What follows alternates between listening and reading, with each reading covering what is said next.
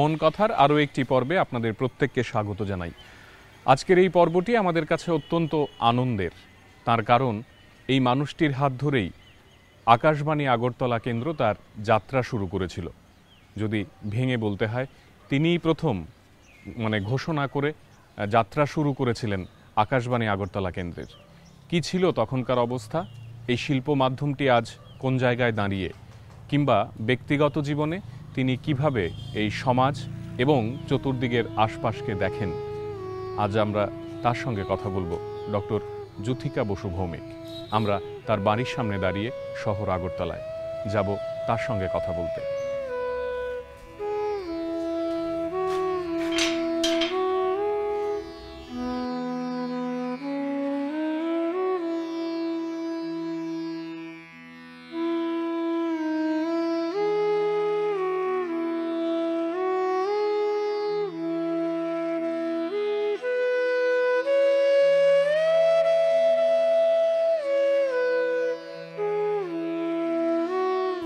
কে? আমি ম্যাডাম। কে? ও শুভ্র, বাবা কি ব্যাপার, অনেকদিন বাদে। ভালো আছি, তুমি কেমন আছো? বসো। আমরা সরাসরি তার সামনে কথা বলে আমাদের মতো করে জানার চেষ্টা করব তার জীবন এবং তার কর্মকাণ্ডের কথা।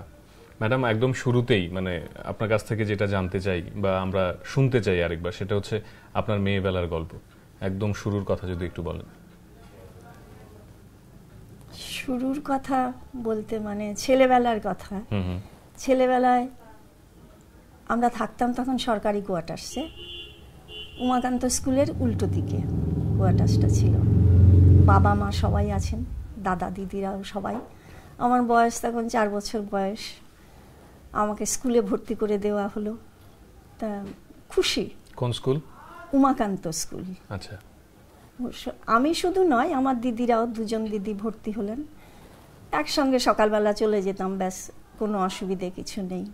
তা উমাকান্ত স্কুলের কথা বলতে গিয়ে আমার একটা কথা আজও ভুলিনি, আমার এত বয়স হয়ে গেছে তাও আমি ভুলিনি। কারণ সেই সময় থেকেই আমাদের স্কুলে তখন ড্রিল হতো। পয়লা মাঘ 4টে স্কুল মিলে সেখানে খেলাধুলোর ব্যবস্থা থাকতো, সব কিছু ড্রিল করা হতো। তা ড্রিল প্রসঙ্গেই আমি কথাটা বলছি এই জন্যে যে ড্রিল যে করা হতো সেই 4টে স্কুল বলতে তুলসীবতী স্কুল ছিল, বিজয় কুমার আর বোজ্জম, এখান থেকে ছেলে মেয়েরা সব আসতো, এসে উমাকান্ত স্কুলের মাঠে আমরা ড্রিল করতাম। তা ড্রিল মাস্টারমশাই গোপাল ব্যানার্জি, উনি কী করতেন, সব সময়তেই আমাকে একটা টেবিলের ওপর দাঁড় করিয়ে দিতেন। আমি তখন এত বেশি ছোট ছিলাম দেখতে, এখন লম্বাটে চেহারা, কিন্তু তখন আমি ভীষণ শর্ট ফিগার ছিলাম, কেন জানি না। পরে সেটা বেরিয়েছিল যে আমার অসম্ভব চুল ছিল। আচ্ছা। সেই চুলের জন্য আমি বড় হতে পারছিলাম না নাকি, হয়তো এটা গল্প, জানি না আমি, তাও হতে পারে। টেবিলের ওপর যে দাঁড় করিয়ে দিত, একটা হুইসেল বাজার সঙ্গে সঙ্গে আমরা ড্রিল শুরু করতাম। তা সেই ড্রিলে আমি টেবিলের ওপর থাকতাম, বাকিরা সবাই আমাকে ঘিরে চারদিকে থাকতো, সেই রকম করে ড্রিলটা হতো। তো ওটা আমার একটা বিরাট গর্ব ছিল যে আমি স্কুলের ভিতর সবচাইতে ছোট হয়েও আমাকে দেখে সবাই ড্রিল করে। আপনি নেতৃত্ব দিচ্ছেন। হ্যাঁ, এটা আমার আজও খুব আনন্দের মনে হয়। শুধু তাই নয়, যখনই কারোর কাছে কোনো গল্প করি, এই কথাটা কেন জানি না আমি ভুলে যেতে পারি না, এবং গল্প করিও। আর লেখাপড়া মোটামুটি খারাপ ছিলাম না, মোটামুটি ভাবে পাশ করে যাচ্ছিলাম সব ক্লাসে। এখান থেকে যদি ওই বিষয়টা আসি, আমরা সবাই জানি আপনি দারুণ একজন পাঠক এবং বহু মানুষকে পড়াশোনার জন্য আপনি উদ্বুদ্ধ করেছেন আজীবন। গল্প, কবিতা, উপন্যাস, এই বিষয়গুলোতে যদি আমরা একটু ঢোকার চেষ্টা করি, এবং আপনার ব্যক্তিগতভাবে আপনি এগুলোর সঙ্গে কিভাবে জড়ালেন, বা সাহিত্যের প্রতি আপনার ভালোবাসাটা কিভাবে জন্মাতে শুরু করলো? আমি পেছন থেকে কথাটা বলছি, সাহিত্য থেকে বলি। সাহিত্যের প্রতি আমার আকর্ষণ আমার বাড়ি থেকেই, কারণ আমার বাবা, হয়তো অনেকেই জানেন যে আমার বাবা ছিলেন রবীন্দ্রনাথের সময়কার, হ্যাঁ, ছাত্র। 1902 সনে উনি আগরতলা থেকে ত্রিপুরার প্রথম ছাত্র হিসেবে শান্তিনিকেতনে ব্রহ্মচর্য বিদ্যালয়ে পড়তে গিয়েছিলেন। এবং আরেকটু যদি ভেঙে বলি, মানে একদম কাছ থেকে রবি ঠাকুরকে দেখেছেন, পেয়েছেন দীর্ঘদিন, যতদিন উনি জীবিত ছিলেন। ঠিক। আর তাছাড়া রবীন্দ্রনাথ আগরতলা অনেকবার এসছেন, সবার এসছেন, 7 বার এসছেন।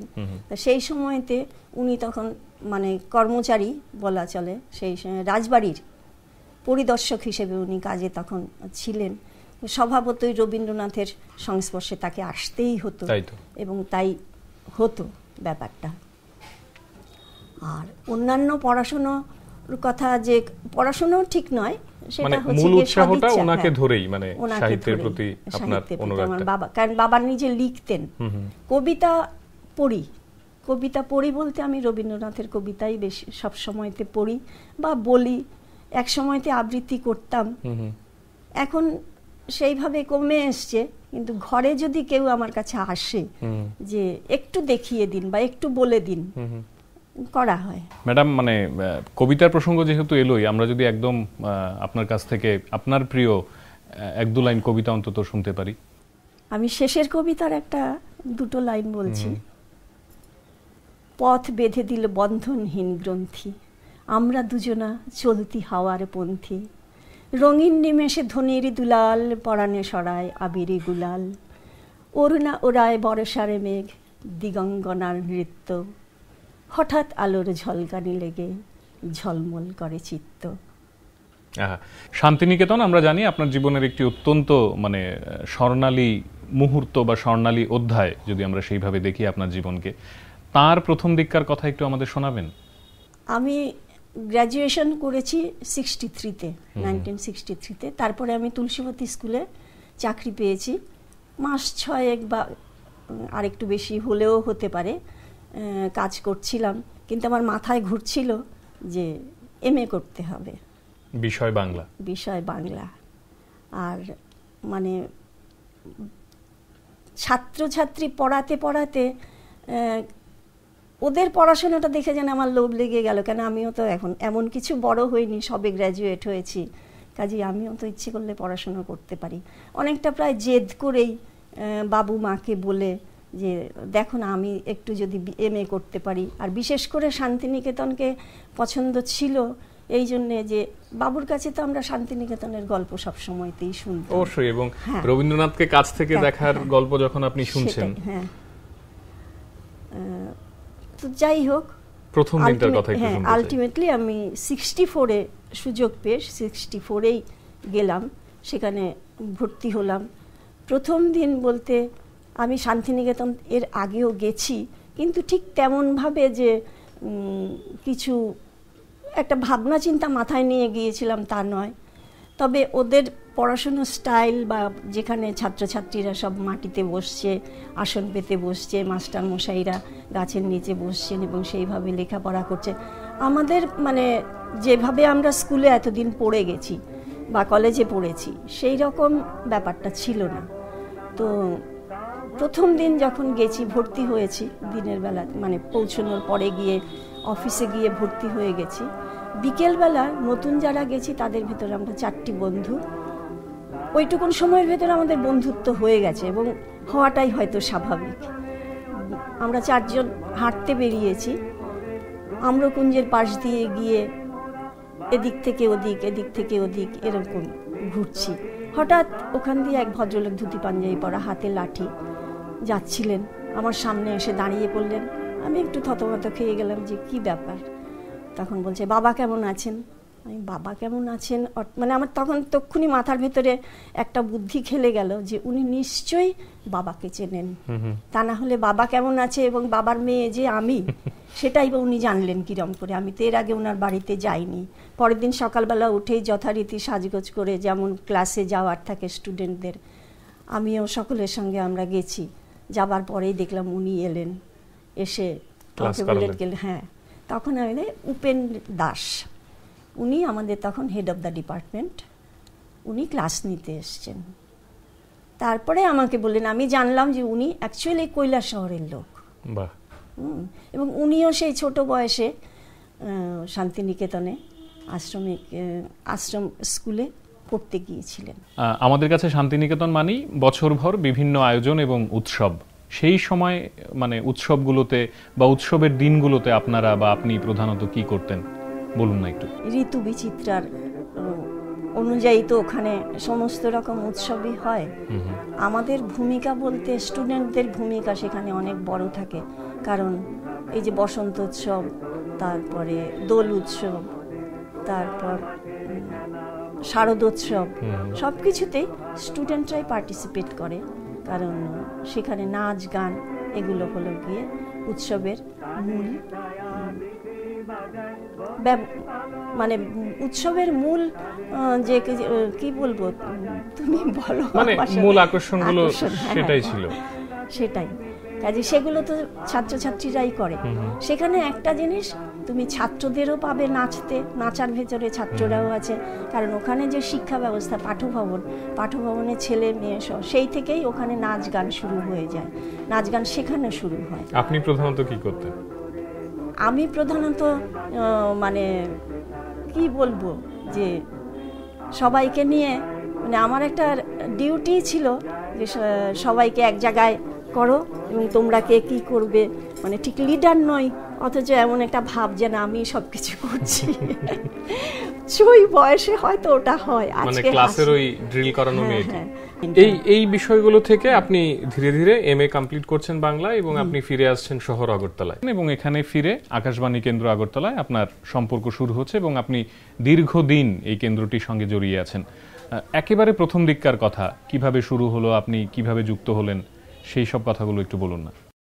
রেজাল্ট বেরোবার আগেই আমি কলকাতা থেকে, মানে শান্তিনিকেতন থেকে কলকাতায় আমার দিদি থাকতেন, ওখান থেকেই 2-4 দিন বাদে কলকাতা থেকে আগরতলায় ফিরে এলাম।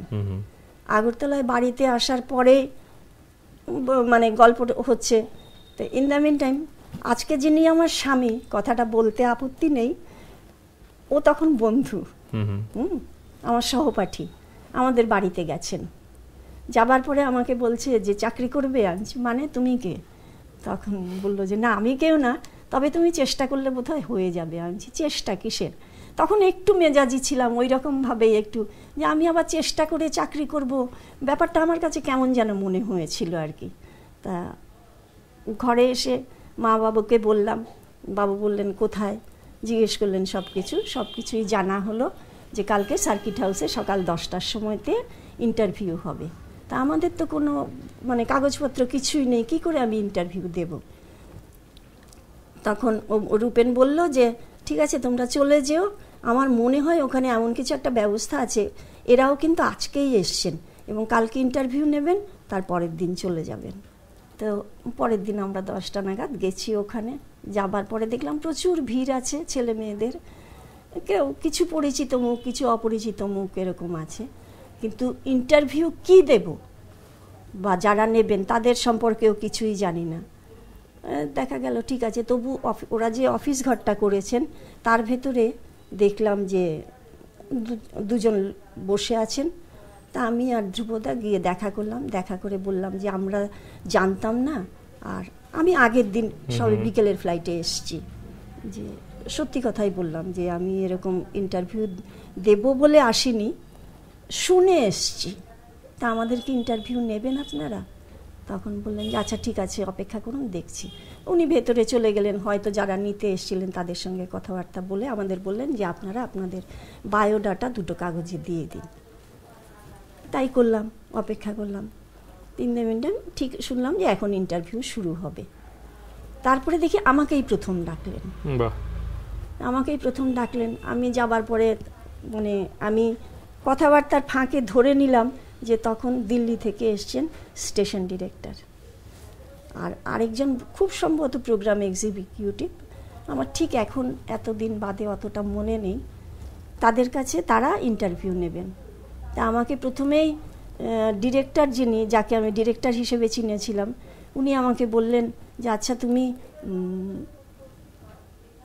পলিটিক্যাল দিকটা পছন্দ করো না কালচারাল দিকটা পছন্দ করো? আমি বললাম কালচারাল। বললো কেন?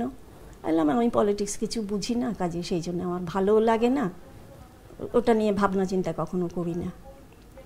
আর কালচারাল, কালচার তো আমাদের সঙ্গেই আছে, কোনো অসুবিধে নেই। এই ধরনের ইন্টারভিউ দিয়েছিলাম। ইন্টারভিউ দিয়ে বললেন যে কেউ কিন্তু যাবেন না, সবাই অপেক্ষা করবে, আজকেই ফলাফল, আজকে ফলাফল, একটা ফলাফল।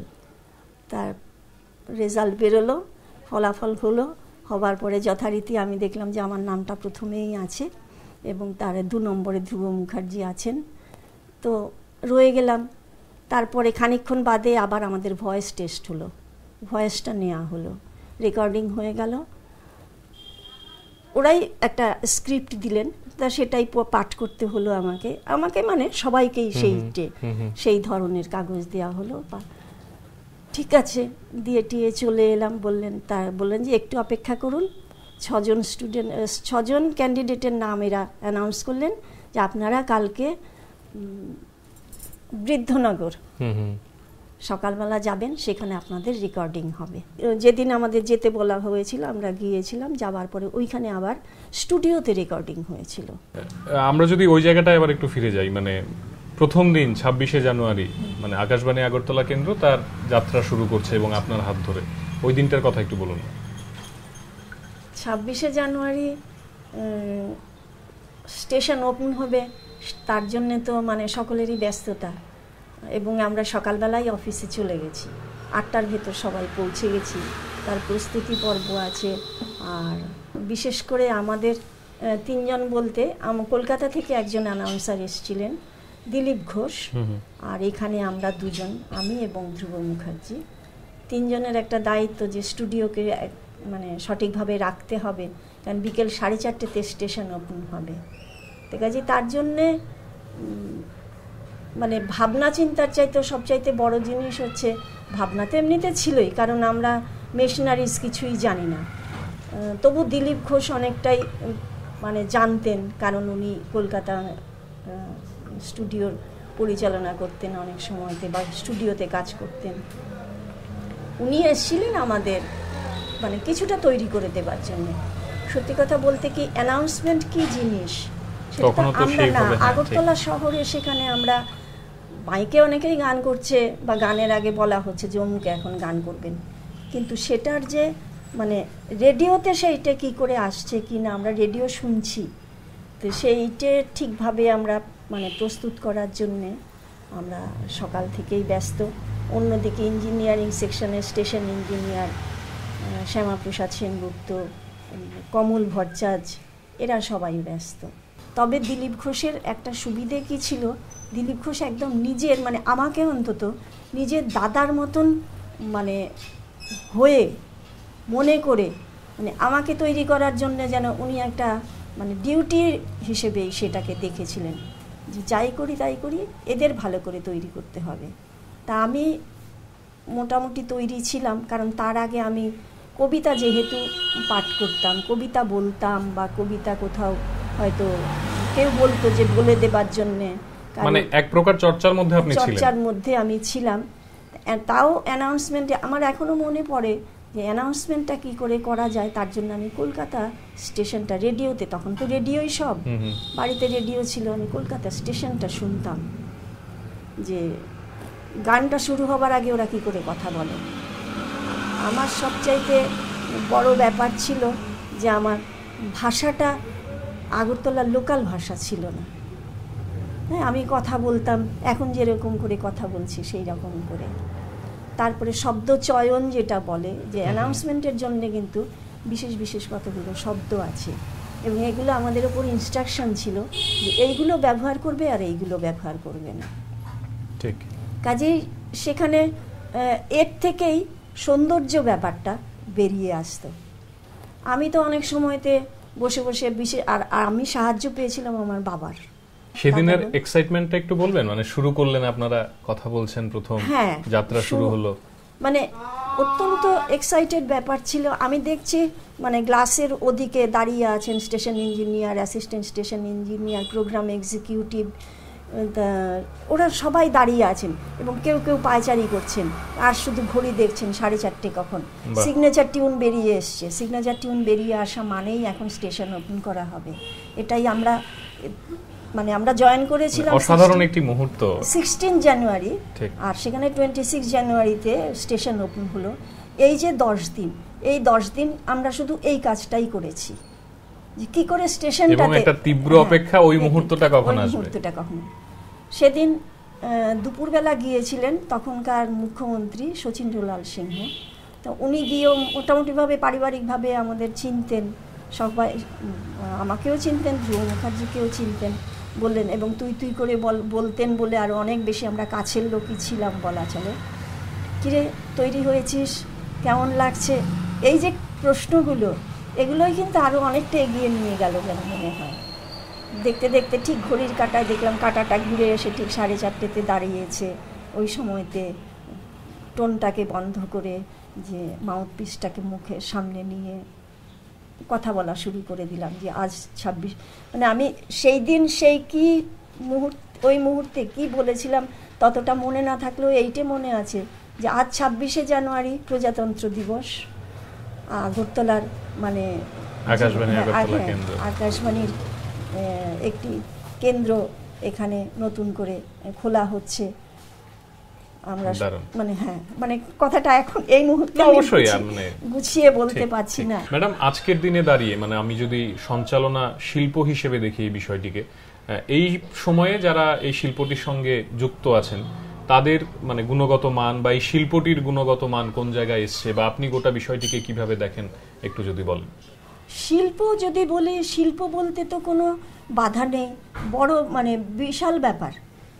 এবং শিল্পের পর্যায়ে গেলে পর তার সৌন্দর্য, তার ওজন, মানে এটা আসছে না, কথাটা আমার আসছে না, মানে এই যে সঞ্চালনা বা অ্যানাউন্সমেন্ট, এগুলোকে মানে আমি অন্তত মানে বিশাল ব্যাপার মনে করি।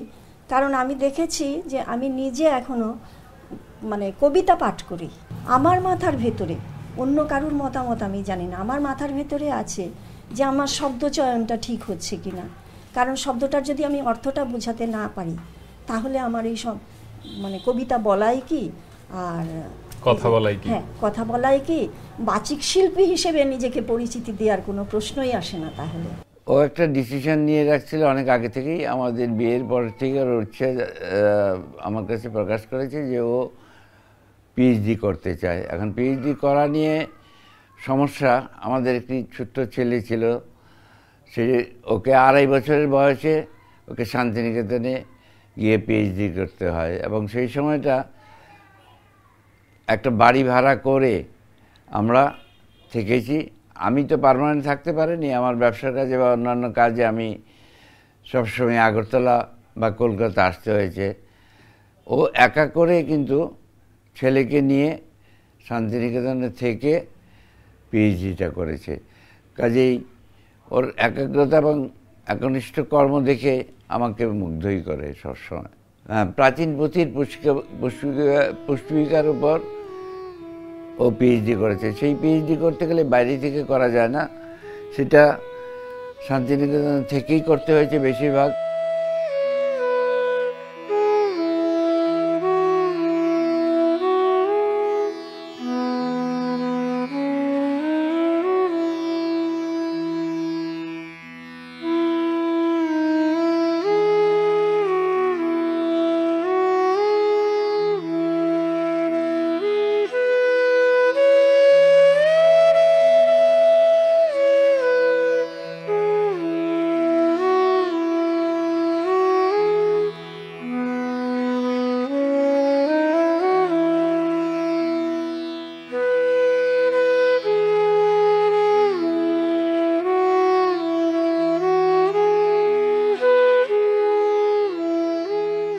ম্যাডাম, অনুষ্ঠানের শেষ দিকে এসে যদি আপনার কাছ থেকে জানার চেষ্টা করি যে শান্তিনিকেতনের বিষয়টি যেহেতু আমাদের কাছে অত্যন্ত নস্টালজিয়ার একটি বিষয়, আপনার কাছে প্রধানত, আপনি এমন একজন দুজন মানুষের কথা একটু বলুন না যাদের কথা এখনো প্রতিনিয়ত মনে পড়ে আপনার। ঠিকই বলেছো, শান্তিনিকেতনের কথা বলতে গেলে পরে এদের কথা মনে না রেখে চলে না। যেমন প্রভাত কুমার মুখোপাধ্যায়, রবীন্দ্র জীবনীকার, উনি বাবাকে এতই ভালোবাসতেন। আমি শান্তিনিকেতনে প্রথম গিয়ে ওনার সঙ্গে দেখা করতে গেছি দিন 7 বাদে, তা আমাকে জিজ্ঞেস করলেন যে, আমি পরিচয় দিয়েছি কারণ আমি তার আগে ওনার সঙ্গে দেখা করিনি, আমি পরিচয় দিয়েছি যে আমার বাবার নাম বলেছি। তখন আমাকে বললেন কবে এসছো, আমি বললাম অমুক দিন। বললো বাহ, খুব ভালো করেছো, ভালো মেয়ে তুমি। তা আমি ভাবলাম হঠাৎ উনি আমাকে ভালো মেয়ে বলছেন কেন। তারপরেই দেখলাম একটু চোখটা ঘুরিয়ে বললেন যে 7 দিন হয়ে গেল শান্তিনিকেতন এসছো, কিন্তু আমার সঙ্গে দেখা করোনি। আর ধীরেন কাকুর কথা তো আমাকে নতুন করে বলার কিছু নেই। ধীরেন কৃষ্ণ দেববর্মা আপনার শান্তিনিকেতনের লোকাল গার্জিয়ান। লোকাল গার্জিয়ান শান্তিনিকেতনের। উনি প্রতি বুধবার দিন, আমাদের তো বুধবারে ছুটি থাকতো, প্রতি বুধবার উনি হয় সকালে নয় বিকেলে একবার এসে আমাকে দেখে যাবেন। আচ্ছা, আমরা যদি মানে এই শেষ পর্বে এসে আপনার কাছ থেকে জানার চেষ্টা করি যে রবীন্দ্রনাথের গল্প, উপন্যাস, কবিতা, এই 3টি বিষয়কে যদি একসঙ্গে ধরি তাহলে আপনি কোন বিষয়টি বেছে নেবেন? মানে আপনার সবচেয়ে প্রিয় বিষয় কোনটি? নিঃসন্দেহে কবিতাকে তো বেছে নেবই। আর গল্প, উপন্যাস এগুলো আমি খুব বেশি গল্প পড়ি, উপন্যাস নিয়ে চর্চা করি না। আমার আনন্দ কবিতাতে, যেমন এখানকার লোকাল কিছু আছেন কবিদের কবিতা হয়তো পড়ে ঠিক সেই আনন্দ পাই না যেটা আমি আনন্দ পাই। যেমন ছোটদের ছড়া, হ্যাঁ, বিমলেন্দ্র চক্রবর্তী, ওনার কবিতা আমার ভালো, ছড়াগুলো ভালোই লাগে। আমি বেশ সময় কাটাবার জন্য হলেও অনেক সময়তে নিয়ে বসে পড়ি। ম্যাডাম, আকাশবাণী আগরতলা কেন্দ্র নাকি দূরদর্শন কেন্দ্র আগরতলা? খুব কঠিন প্রশ্ন, এবং কারুকেই আমি বাইরে রাখতে পারছি না, এটাই আমার মত। আপনার প্রিয় রং? পিঙ্ক। আপনি প্রত্যেকদিন সকালবেলা যদি বলি একটা শব্দ যেটা আপনাকে প্রতিনিয়ত উৎসাহ দেয় বা এই শব্দটার কাছেই আপনি আজীবন ঋণী, তাহলে শব্দটা কি হবে? খুব, এটাও খুব, মানে সবগুলোই মনে হচ্ছে খুব কঠিন প্রশ্ন। শব্দটা ঠিক সেই রকম করে সকালবেলা উঠতে গেলে পর দিনটা যেন ভালো যায়, এই একটা কথাই থাকে। নিজেকে নিয়ে আর কি স্বপ্ন দেখেন? স্বপ্ন দেখার দিন চলে গেছে, কোনো প্রশ্নই আসে না যে আবার নতুন করে স্বপ্ন দেখব। এবার যা পেয়েছি সেই পাওনা যথেষ্ট হয়েছে, এবং আগামী যে কদিন আমাকে থাকতে হবে সেটা তো আমার হাতে নয়, সেই কদিন যেন এই রকম পাওনাতেই মানে থেকে যাই, তাহলেই খুশি হব। একেবারে মানে আগামীর পৃথিবী বলতে আমরা যাকে বুঝি, আপনার নাতি, তাকে মূল পরামর্শ কি দেন প্রত্যেকদিন? ভালো হয়ে থাকো, ভালো ছেলে হবে, তোমাকে সবাই ভালো বলবে তো? ও জবাব দেয়, হ্যাঁ বলবেই তো। আর আমাদের জন্য শেষ কথা? তোমাদের জন্য শেষ কথা, তোমরা যেভাবে নিজেরা এগিয়ে গেছো বা যাচ্ছ, আমার মনে হয় সেভাবেই এগিয়ে যাও এবং যেও, এই আমার প্রার্থনা। যে মানুষটির হাত ধরে আকাশবাণী আগরতলা কেন্দ্র তার যাত্রা শুরু করেছিল, সেই মানুষটি তার ব্যক্তিগত জীবনে আরো অনেক মানুষকে তাদের জীবনের যাত্রা পথে এগিয়ে যাওয়ার জন্য সাহায্য করেছেন, এখনো করছেন নিয়মিতভাবে। আমরা তাকে আমাদের মতো করে আপনাদের দরবারে হাজির করার চেষ্টা করলাম। পরের অনুষ্ঠানে অন্য কারোর সঙ্গে কথা হবে, দেখা হবে। নমস্কার। নমস্কার।